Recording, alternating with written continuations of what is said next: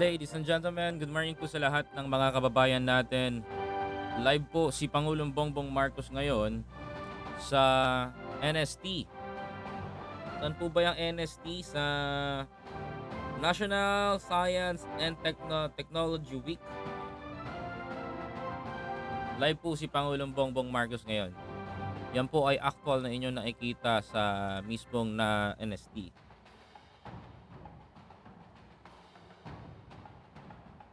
Anyway guys, please don't forget to like this live streaming.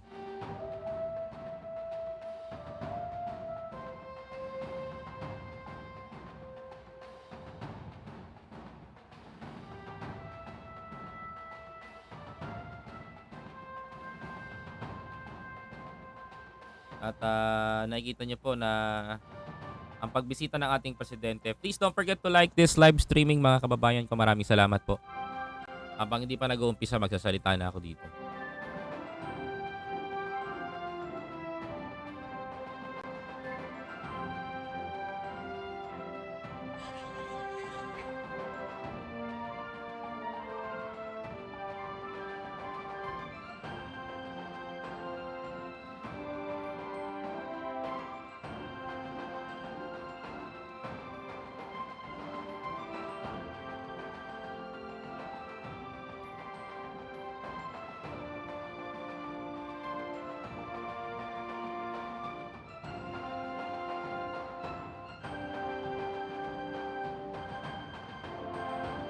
Live po ngayon ang ating Presidente Bongbong Marcos na bumibisita sa National ako magkamali ako, wait lang. Live po ngayon ang ating Presidente sa National Science and Technology Week. This is November 23, mga kapatid.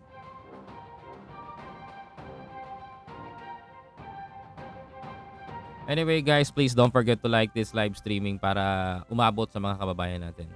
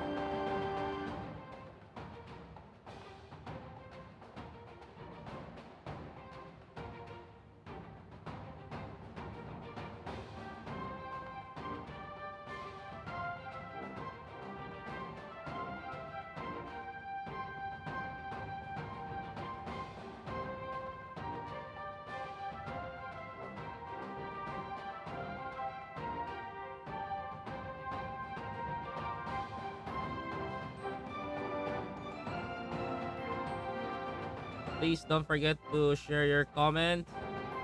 And anong masasabi nyo dito mga kapatid? President Bongbong Marcos ngayon mga kababayan ay nasa NSTW.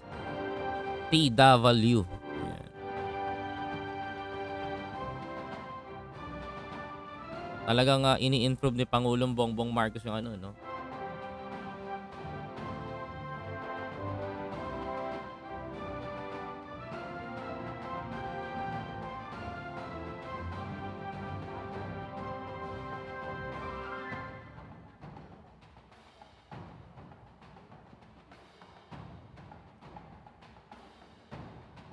Please don't forget to like this live streaming mga kababayan. Nang sa ganun ay lagi kayong updated sa mga movement ng ating presidente at napapanood nyo. Importanteng napapanood nyo po yung mga ginagawa ng ating presidente.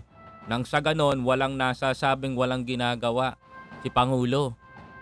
Meron kasi dyan marami nagsasabi wala daw ginagawa si Presidente Bongbong Marcos. Pero eto mga kababayan ko, ang daming pinatutupad ng ating gobyerno.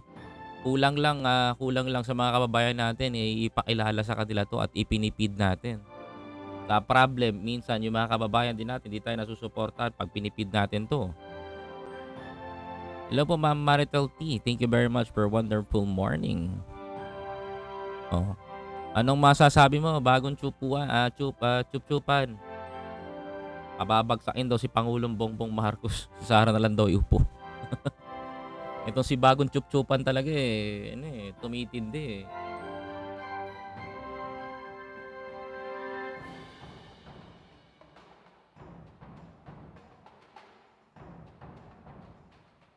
Bahala na po kayo humusga doon kay kaya bahala na kayong humusga doon kay bagong chup-chupan.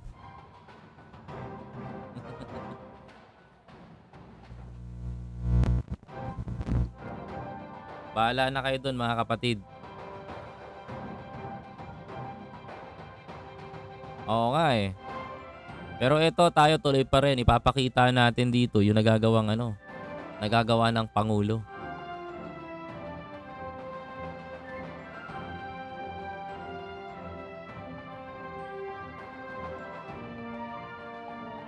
Kaya ako para sa akin, ilabas na lang natin yung magandang nagagawa ng presidente kaysa yung ingat kayo ha. Marami na nagpapanggap na loyalista ngayon. Mga nagpapanggap na pro-government tapos binabanata ng gobyerno. Mga inutil po yun.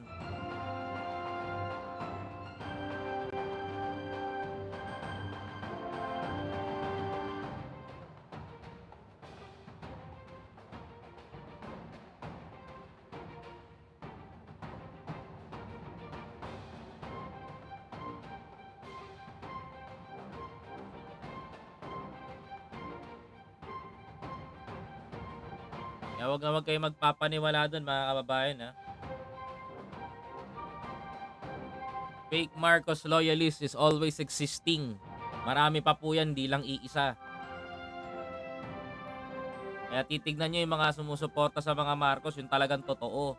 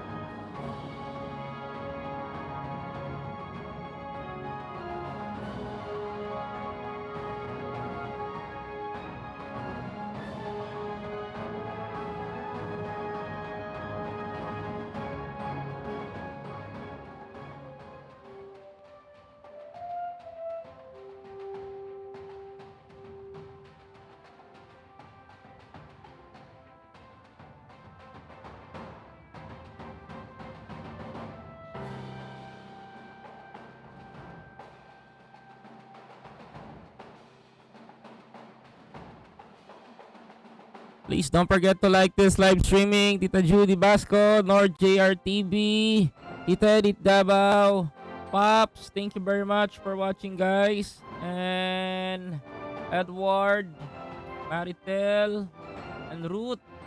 Please don't forget to like this live streaming. Paabutin natin ng 100 likes kagad. Dali.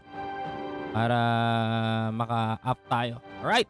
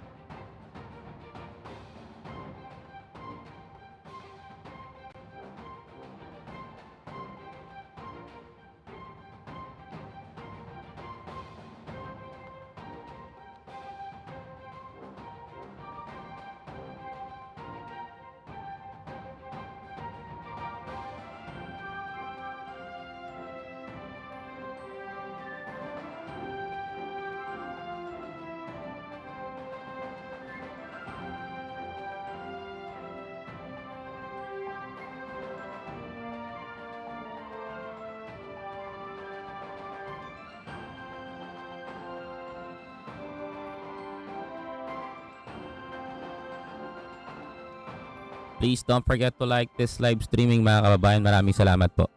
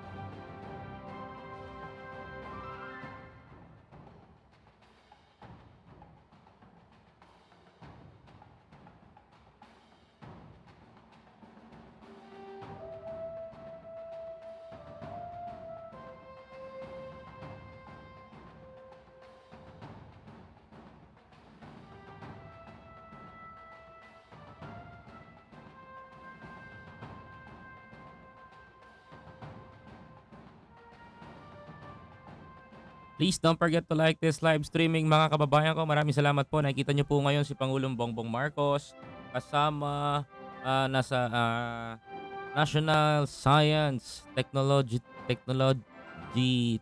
Week. Ayan. Week, hindi week na mahina. Anyway guys, thank you very much for watching. We have 549 viewers right now. Thank you very much sa inyo at yan. Binisita nga ni Pangulong Bongbong ang Kadiwa. Kadiwa nga. Mga pwede nating bilhin. At yung mga technology kanina nakita nyo is very soon magagamit ng ating bansa. Magagamit ng mga kababayan natin. Anyway, please alert lang po sa mga nagsasabing loyalista sila. Loyalista kami. Yung tatay ko, yung nanay ko, pero binabanata naman ng mga Marcos. Be careful. Ay bagong chupapi. Guys, thank you very much sa inyo. Standby lang kayo. Anytime baka magsalita ang ating Presidente Bongbong Marcos. Maraming salamat po. And please don't forget na i-like tong ating live stream. We have 101 viewers right now. Paabutin natin ng ng 100 likes to, di ba? Salamat po sa inyo lahat mga kababayan.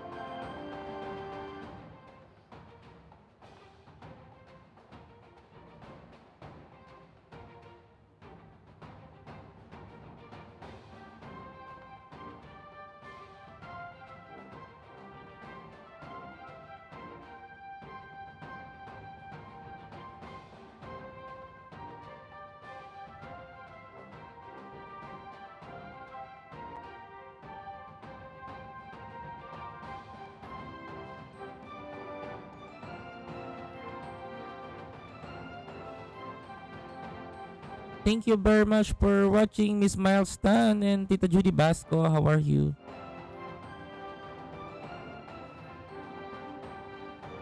Meron din fake DDS na bulok. Yung mga nagsasabi na mahal namin ng mga Marcos, hindi namin kayo kakalimutan. Ngayon, tapos binabanatan na. Itong si Bakla may mga bagong pasabog eh. Papalitan na lang daw si Bongbong. Si Sara na lang daw. Good luck kung pumayag si Sara. Diba?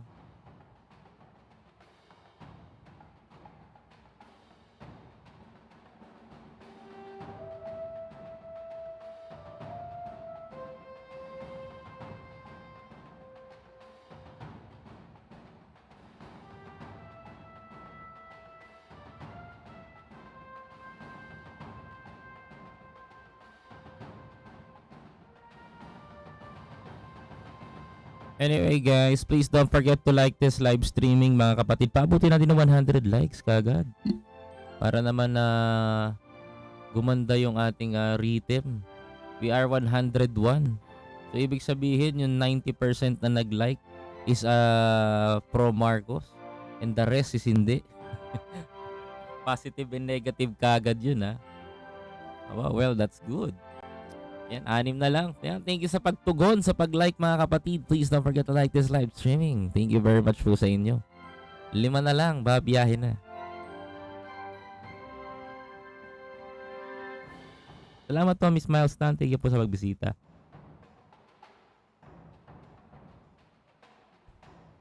Ayun no. Ano kaya hawak ni Pangulo? Si Manong bato kaya ni Manong Johnny yan, no? Sinaunang dinosaur.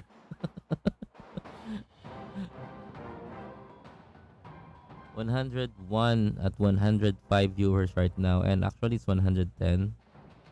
Ayan. Thank you. Thank you, Koy. Diyos Unay T. Agnina. Ayan. Salamat po. Salamat po. Diyos T. Agnina po. Thanks. Pero mahina volume. Opo, mahina po talaga yung volume. Sobrang hina po dun sa, sa file nila. Hindi po sa atin yan, mismo sa file nila. Sa binabato nila sa atin na rhythm yan. Wala kang volume, music nga lang po yan eh. Music lang po siya talaga. Pero to dagdag ko na rin para marinig nyo.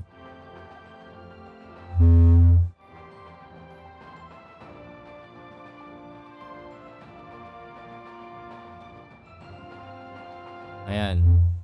Maglalagay na ako dito. Para marinig nyo ako mga kababayan. Anyway guys, thank you po. Nag 100 likes na tayo. Wow. Anytime magsasalita si Presidente dito. Once more, the President of the Republic. Let's need to listen. His Excellency Ferdinand Romualdez Marcos Jr.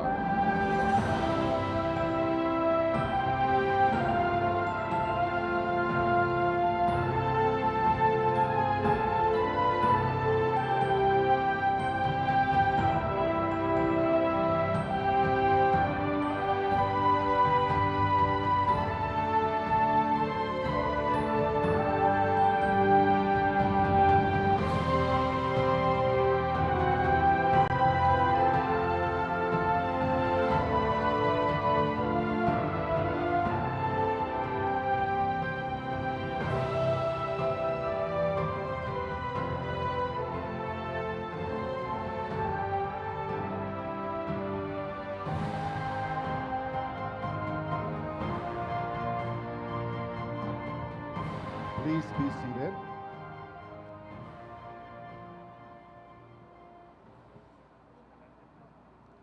Thank you very much, Mr. President, for appreciating the results of our research and development and many technologies developed by local researchers, engineers, and students to produce solutions to pressing national problems. Indeed, in consistence with the theme of this year's National Science and Technology, agham at teknolohiya, kabalikat sa maunlad at matatag na kinabukasan. Science and technology are your strong partners towards a prosperous and resilient future. We invite everyone to stand for the singing of the Philippine National Anthem, to be followed by the doxology.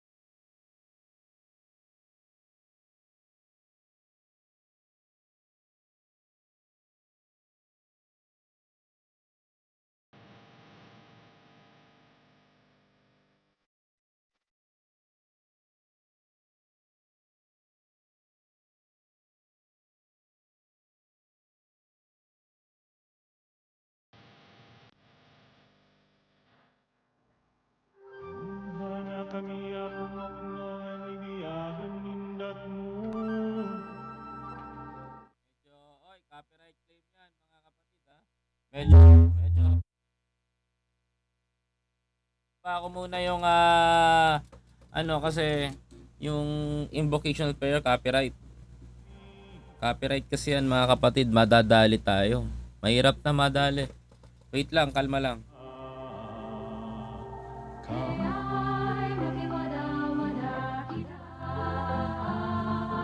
Copyright kasi yan, mga kapatid, eh. Sandali lang, ha. Bismillahirrahmanirrahim. Yung Muslim, copyright claim. Madadali tayo, kaya kalma lang. Baka mamaya, imbis na makakaganda, mapasama pa. Ugan niya nag-iiban ko. Kasilasan niya Muslim prayer kasi yan eh. kalaan. Kaya hindi natin ayan, kumbaga sa kanilang prayer. Pero hindi naman natin binabasos, pero sa akin kasi makaka-copyright tayo. Nasa YouTube yung mga ganyan nila. Ayan.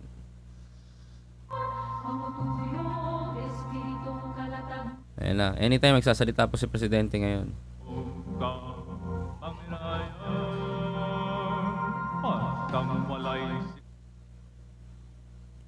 Yan, good morning sa inyong lahat. Alam ko maaga to, kaya standby kayo. Keep on watching, ika nga nila.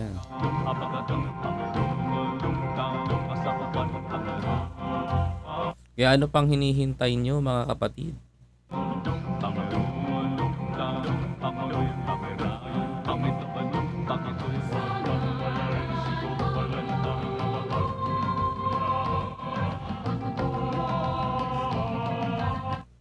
Please stand by na magsalita na si Presidente.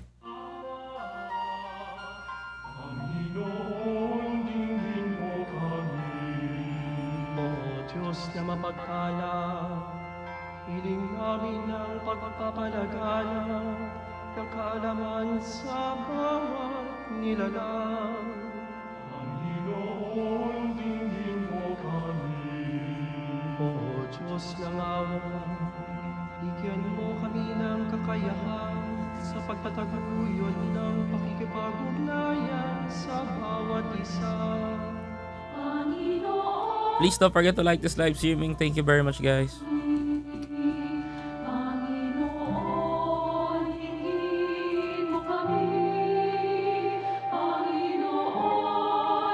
Please don't forget to like this live streaming. Thank you very much, guys. Maraming salamat po sa inyo lahat.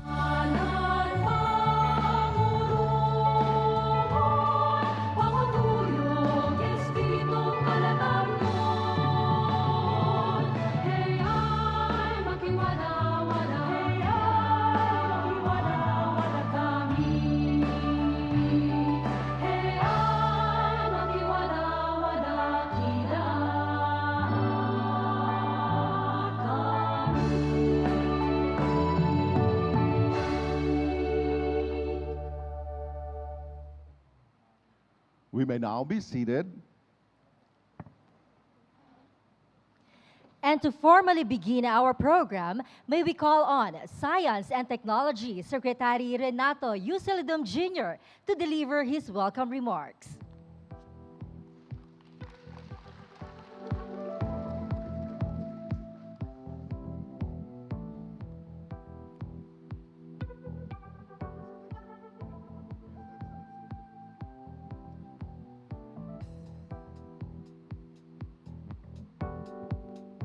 To His Excellency, President Ferdinand Bongbong Marcos Jr., colleagues from the Department of Science and Technology, DOST, and the DOST attached agencies, our dear partners, guests, everyone joining us physically and virtually, magandang umaga po sa inyong lahat.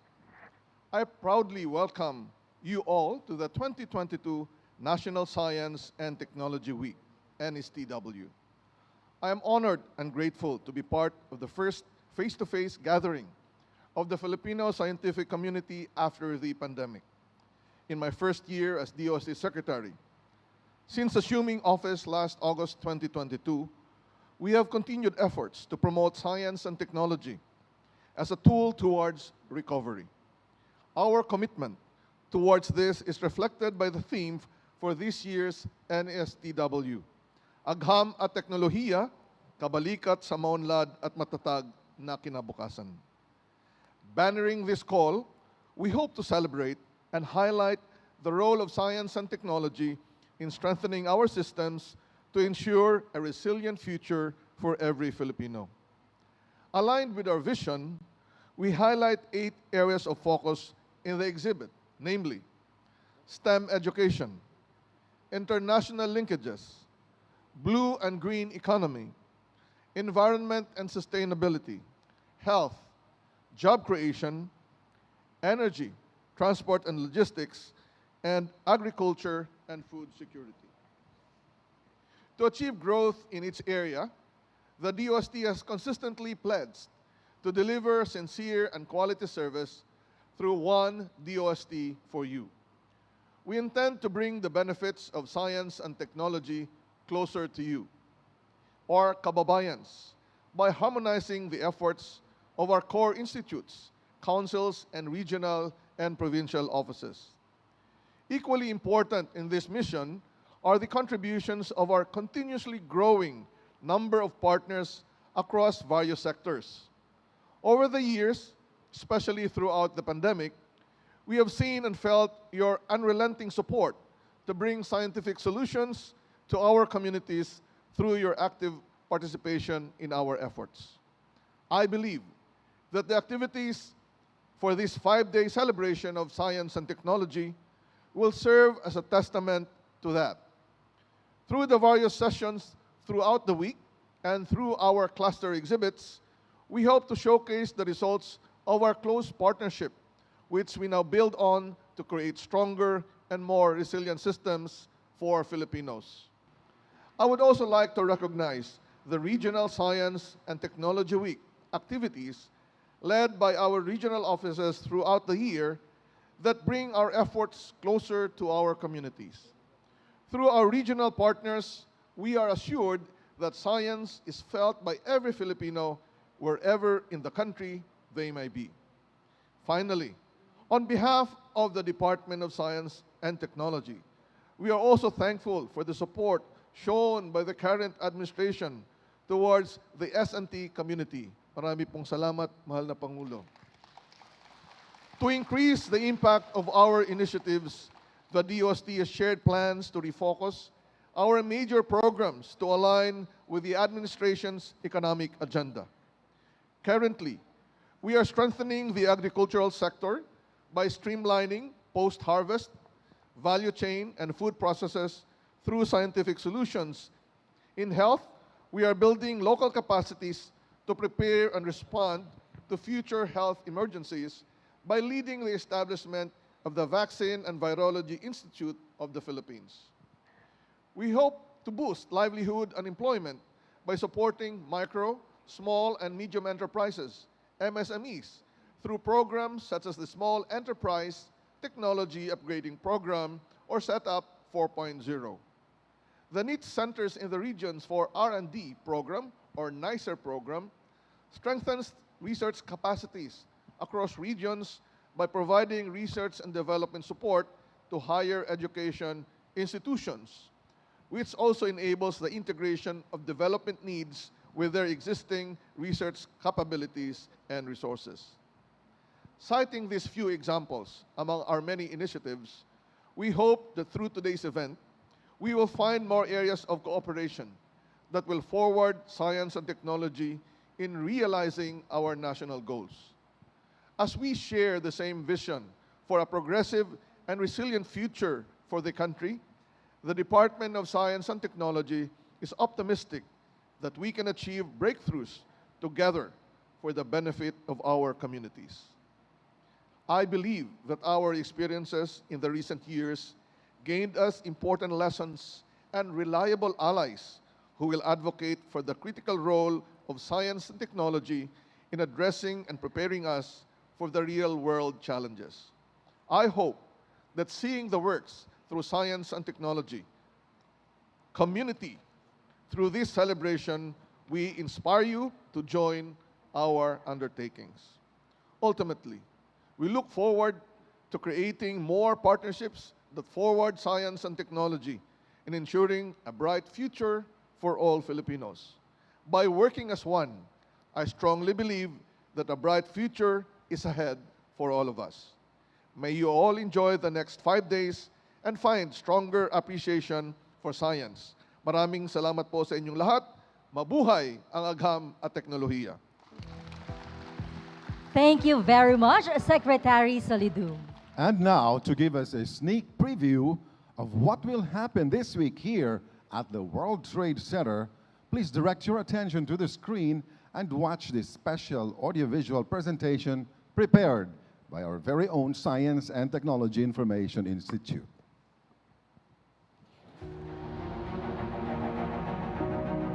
Barely 2 decades past the second millennium, we are faced with more challenges today than ever.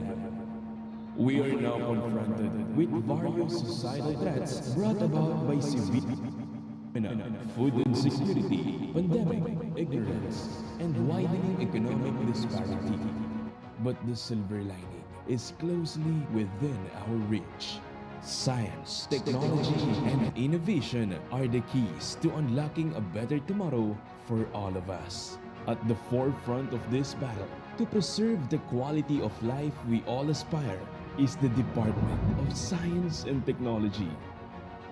In the area of wealth creation, initiatives have been put in place early on with programs that ensure opportunities for our people the economic power in their hands. With our gains, the department allocated substantial resources for wealth protection. DOST Pagasa and DOST Vivokes are trailblazing in developing technologies that will provide us with early warning systems to mitigate the negative effects of natural hazards. To further improve the lives of Filipinos, the DOST remains firm in finding solutions to problems in health and nutrition, education, and community empowerment that every Filipino is confronted with. Providing financial resources for R&D programs in drug discovery, malnutrition, vaccine development, and diagnostic testing. Enhancing its human capital through various technical and leadership trainings that enhance the delivery of services with the highest standard of excellence. Strengthening scholarship programs to create a critical mass of science and technology experts in various fields composed of scientists, researchers, engineers, and innovators. As the global environment changes, the DOST focuses on sustainability, embracing the development of emerging technologies to harness the potentials of alternative sources of energy, mass transport mobility, artificial intelligence and robotics, 3D printing, satellite development, mobile applications, and a lot more.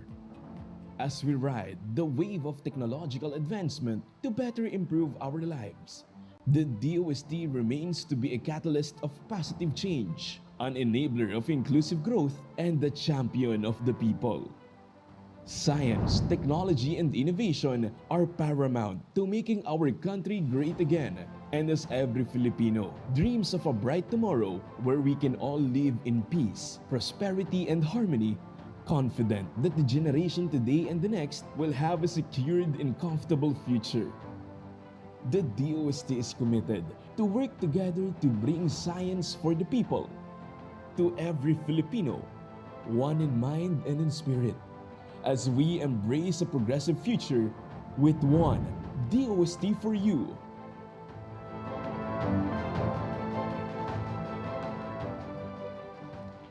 Thank you very much, Science and Technology Information Institute. At this point, ladies and gentlemen, and as a highlight of this year's National Science and Technology Week celebration, we want to give due recognition to deserving individuals who exemplified outstanding qualities in science and technology and who have attained outstanding achievements and accomplishments in their respective fields. May we call on DOST Secretary Renato Yusilidum Jr. to present the awards, and may we request the President to witness the Please presentation stand of the by awards for a few moments. The President of the Republic of the Philippines will speak to the This year's 2022 NSTW S&T Awards, we honor to announce this year's batch of awardees. Please stand by. For the Eduardo A. Kisumbing Medal, the Outstanding Research and Development Award for Basic Research goes to Dr. Doralyn S. Dalisay of the University of San Agustin. Pakinggan natin mamaya ang ating presidente, mga kababayan ko. Dr. Doralyn is NRCP or National Research Council of the Philippines Executive Director, Dr. Marieta Banyes Sumagaysay. In recognition of her outstanding scientific research titled Unlocking the Potential of Philippine Marine Sediment-Derived Actinobacteria in Drug Discovery that could help to find new antibiotics and potentially address the problem of drug-resistant pathogenic bacteria in the future.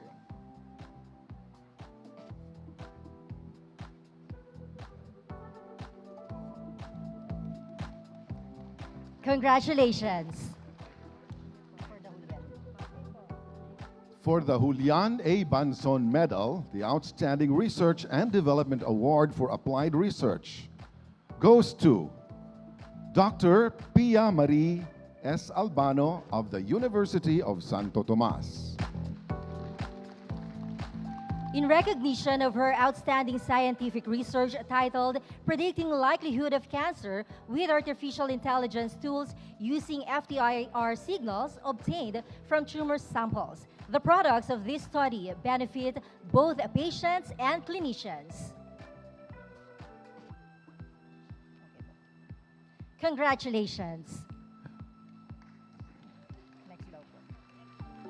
For the Dioscoro L. Umali Medal, the Outstanding Science Administrator Award goes to Dr. Tirso A. Ronquillo.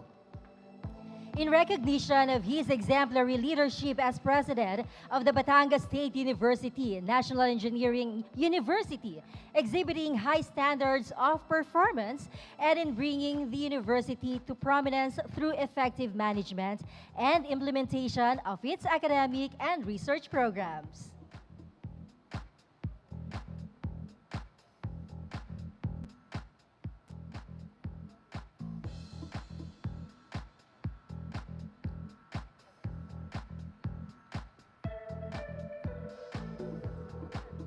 Thank you, sir, and congratulations. Thank you, Mr. President and Secretary Solidum. And once again, congratulations to all the awardees this year. At this juncture, may we invite DOST Secretary Renato Solidum Jr.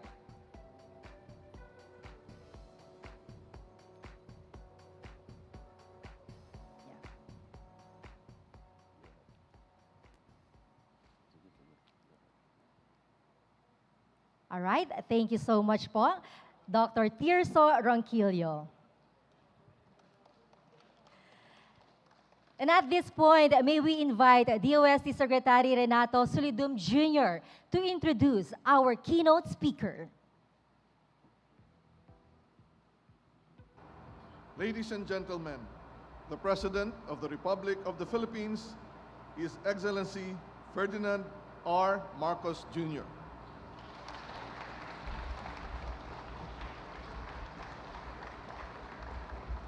Thank you very much, Secretary Solidum, for your kind introduction.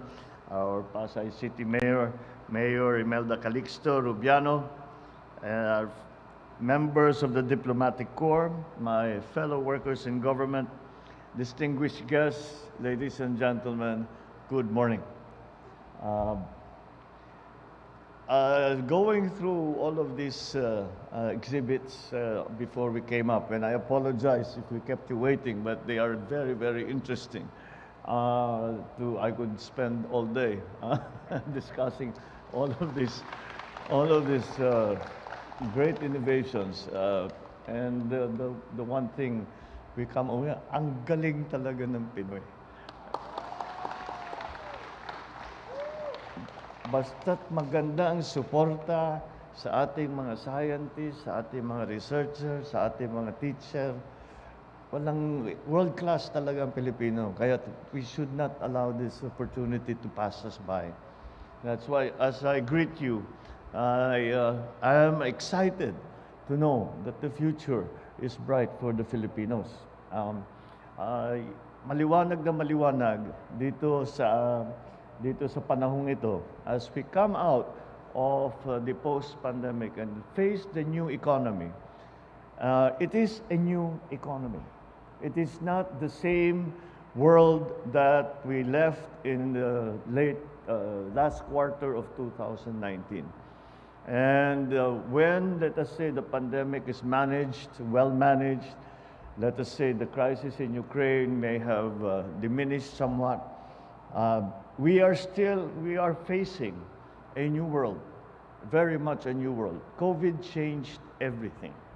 And because it is a new world, we must face, these are new problems that we are facing, and therefore we need to find new solutions. And innovation is the key.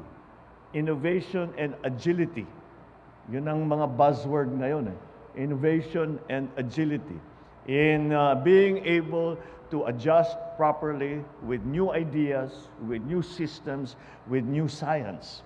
That is going to be the lifeblood of your survival in the coming years. And so that is why this celebration that we are doing of Science and Technology Week has taken on an added meaning, because the innovations that will come, that we will need, a large part of that will be from pure science and technology. There are also the social sciences, which we still need, we also have to look at. But nonetheless, hard sciences will play a large part when it comes to the new solutions that we are looking for in this new world that we are going to have to live in.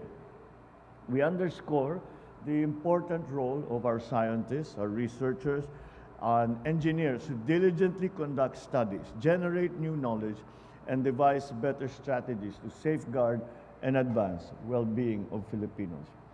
I cannot proceed without tipping my hat to my father, President Marcos, who through Proclamation 2214 institutionalized the National Science and Technology Week.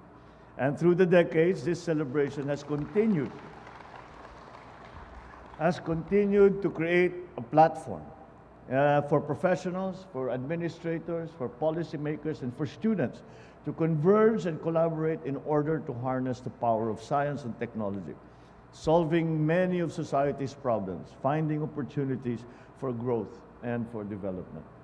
So I congratulate the DOST for holding once again and giving it the proper highlight and focus in this annual celebration of NSTW, and organizing exhibits and activities that aim to educate, encourage, and enhance the skills of our scientists, inventors, and advocates. The reaction that I have is that as usual, when we see all of these very clever technologies being displayed, always we come up to the problem of scaling. And as long as that problem is overcome, then I think that it is absolutely necessary that you invite all the LGUs or a representative thereof to come and see some of the available technologies, because many of these are immediately applicable to the local government, local communities around the country. And this will provide new opportunities. Again, they're innovative. Hindi pa nagagawa ito. Ngayon lang natin gagawin ito. Pero hindi na lang, ang pangkaraniwan na mamamayan na hindi naman scientist at hindi nagbabasa ng mga journal, ay hindi nila alam na available ito. So that is another very important part of the mission that you are having to fulfill, is to get this information disseminated so that people know what might be applicable or useful in their own community situations. So I hope this year's celebration will be a beacon of hope for all Filipinos to bounce back better, building upon science, technology, and innovation. Science and technology play a crucial role in securing a better future for our country. It allows us to employ our knowledge and develop practical solutions to modern-day problems. Technology in particular helps us meet everyday needs easier and faster. So the part that education plays is extremely important. We, unfortunately in the Philippines, when we are graded alongside our neighbors in Asia, in ASEAN, do not do very well when it comes to the STEM subjects. And so that is what we need to encourage. The material I can see is available. It is just a question of us incorporating it into our curriculum, our curricula. It is just up to us to give it an emphasis, because in every aspect, the STEM subjects have become terribly, terribly important. Whereas in one of the elements when we were discussing what directions the economy should go, and we would say we have to retrain our people. We have to teach them the new skills that are necessary for them to be working, helping our government, helping what the corporations that they might be working for, helping their own family businesses. These are all absolutely necessary. But whereas before, we trained people to be carpenters and plumbers and electricians and construction workers, now the training is in computer science, it is in coding, it is blockchain technology, it is computer engineering. All of these things are now the new world that we are facing. And that is why I keep stressing how important science and technology and innovation, the innovation that science and technology allows, how important it will be for our success in the coming years. But with that, I express my gratitude to the DOST for your continuous pursuit of scientific and technological advancement, developing meaningful partnerships amongst the academic and government agencies, research institutions, and local industries. We acknowledge, of course, that DOST's attached agencies, their efforts, the regional offices for continuously implementing programs that create solutions to address the country's pressing problems on food security, job creation, health education, and climate change adaptation, amongst others. This is the overarching subject now, upon which touches on every aspect of our life.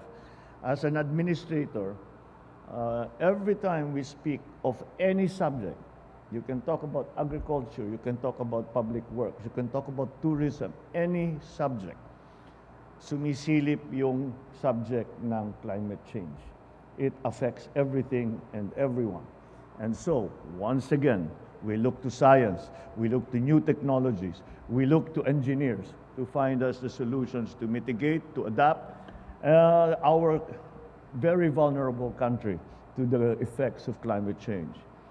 One of the notable examples that I have seen is the GeoRisk PH, the integrated system, the country's platform for data gathering, sharing, and analyzing hazardous and risk information. This will be used for efficient hazard and risk assessment, climate and disaster resilient planning, land use and development planning. I think there are, no one will argue that these capabilities are absolutely necessary for the Philippine condition. Another two are the cradle and setup programs, which are designed to help companies as well as MSMEs to improve their products, their processes, and services to boost their productivity and competitiveness through various science, technology, and innovation interventions. One of those is the partnership between the DOST and the DTI, the Trade and Industry, to create an environment that is conducive to startups. Because dun lalabas, that is where we will begin to see the new innovations that will come up. The startups will be the ones to introduce that into the system. And the other digitalization effort that we are doing for the MSMEs is creating a market, a digital market for the MSMEs to connect them not only to local suppliers and local consumers, but also to international systems, and hopefully this will increase their capabilities and increase their economic activities. So your efforts do not only generate development opportunities for young scientists, they contribute to our shared goal of enhancing the quality of Filipino life. With new leadership in the OST, I'm confident we will further advance the progress we have made in science and technology and gradually establish the Philippines as a center for excellence in R&D. You can rest assured this administration wholeheartedly supports these initiatives, pushing for science and technology, research and development-based solutions to our country's problems, especially in the immediate future in agriculture, but after that, in trade. I also urge the DOST and all other concerned agencies to allocate resources to institutions that carry out research and development and integrate these in government programs. What Dr. Solidum and I have discovered is that there are many research institutions who are doing really remarkably good research. However, the problem that we are finding is that that research is not directed. Everyone has their own program, has their own projects. It's not their fault. They're studying what they're interested in. We in government have to give direction so that the output of our R&D is immediately useful to our farmers, to our businessmen, to our MSMEs, to our citizens. And that, I think, is a quick, that's something, I've spoken to some of the researchers and some of the, those that are administering the research institutes around the country, not only agriculture, but all kinds of other R&D. And they are willing to take direction from us, from the private sector, as to what are the necessary technologies for the Philippines in terms of improving, well, again, climate change mitigation, adaptation, and our food supply, our economic transformation, all of these things. And once again, science and technology, I am very confident is going to provide so many of the solutions, which should not be a surprise as we live in a very techno-centric society and economy. Accordingly, the administration assures you of our firm commitment in championing science and technology researches, developing data-driven and science-based policies, implementing evidence-based responses, supporting your community. I challenge the OST and their partner institutions to continue to provide more scholarships to Filipino students to develop a bigger pool of scientists, researchers, innovators in the country. Through this, we will institute a scholarship program specifically for STEM students. And this will not be limited to those who have shown their capabilities, their ability, and how they deserve these scholarships here in the Philippines, but to any institution that they are accepted to abroad. So this is important so that we continue to develop our workforce, we continue to develop our capabilities and our knowledge. Lastly, I encourage our Filipino scientists, researchers, inventors, and innovators, continue sharing your expertise, especially to young people, although they are the ones who are sharing the technology with us. I urge you to stay in the country as you pursue your career. We will continue to support you and continue to look to you to be active partners of the government. Let us dedicate our knowledge and skills, work harmoniously, so as to uplift the lives of our countrymen as we take further strides towards a more informed, a more inclusive, more prosperous, more sustainable nation. Maraming salamat po at mabuhay po kayong lahat. Maganda pong umaga. Thank you, Mr. President. Let us give the President another round of applause. And Mr. President would like also to request a little bit more of your time because we who live in an Instagrammable world need to have our photos taken. may we request the President to kindly grant us a photo opportunity in 5 batches. For our batch 1, may we call on Diplomatic Corps, DOST Central Office officials, and awardees.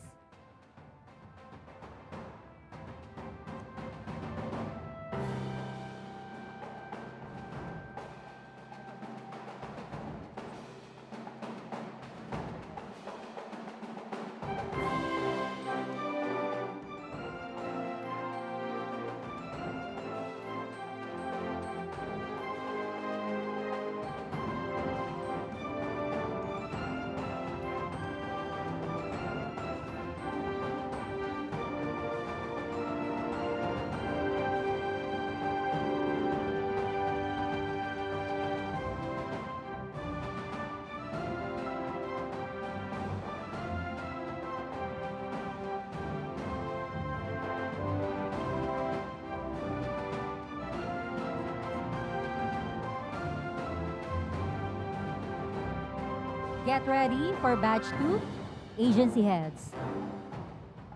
So we request the heads of all agencies of DOST to come to the front for our photo opportunity.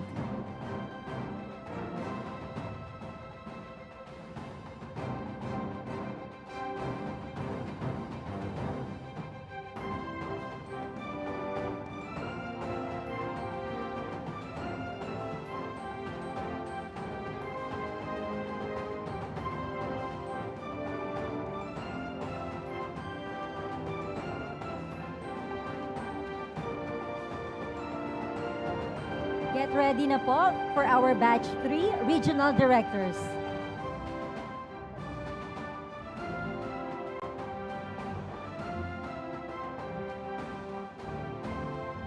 Please get ready, regional directors.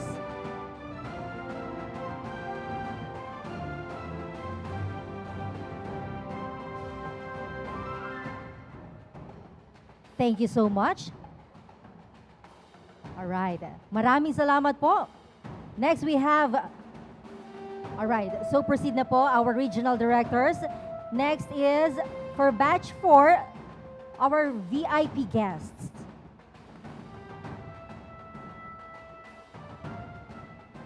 Mhm. Batch 4. No, batch 3 pa lang. RDs pa lang po.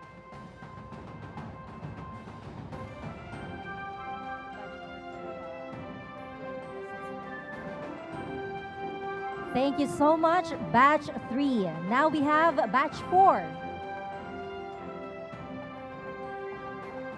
VIP guests.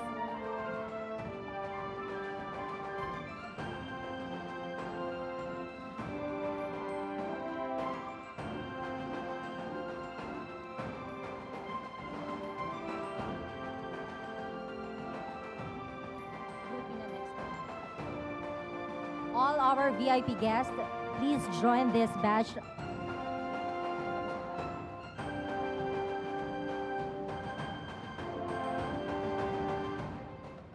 All right, thank you so much, batch 4. And for our batch 5, For our last batch, for this photo opportunity, we request everybody to stand up. Everybody, please approach the stage. for our groupie. Yan. Yeah. Okay. Please come forward, approach the stage, and face the cameras. Opo. Lapit na lang po lahat. Please come forward on stage for our group photo. All right, the cameras are